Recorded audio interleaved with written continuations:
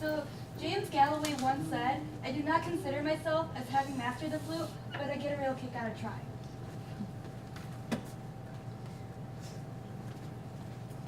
The first thing you need to know for playing the flute, if you're just learning how to, is how to assemble a flute, the basic techniques, and lastly, the proper flute form. Learning the flute requires time and practice, but can lead to a fun time with friends or just even by yourself. So what you want to know for the first step is how to assemble it. So first you start by carefully taking the flute out of its case with the separate pieces. First goes the head joint, which is the first piece. Second is the middle joint, or middle piece, whatever you want to call it. And then lastly, it's the end joint.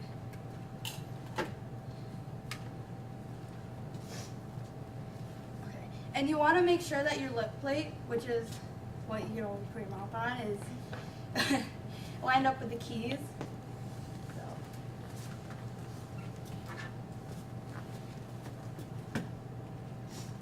And then the second step to knowing how to play a flute is the proper form of the flute. So incorrect posture would look like this, and it means you're droopy.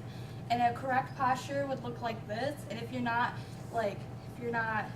in correct posture, you just make the whole band sound really bad. And any instrument besides the flute in general, you need to have a great posture to sound a lot better. And then the second step into having great posture is having your flute parallel with the person sitting next to you. You're going to want it lined up with their shoulders, because like I said, if it's not lined up with their shoulders, it will be droopy. So, the third and last final thing to knowing how to have proper posture, and it helps you make a sound out of your flute, is you want to make your lips form as if you were going to blow bubble gum, like in this picture, because it will just help you out a lot. Now that you have great posture down, it's time to learn the basic techniques.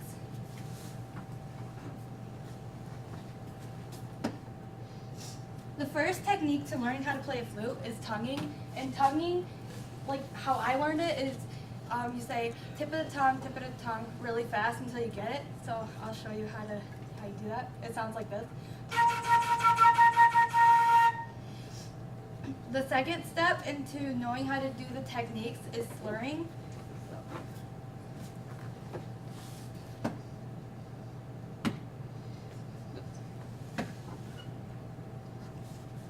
But slurring is when it's making the music sound smoothly.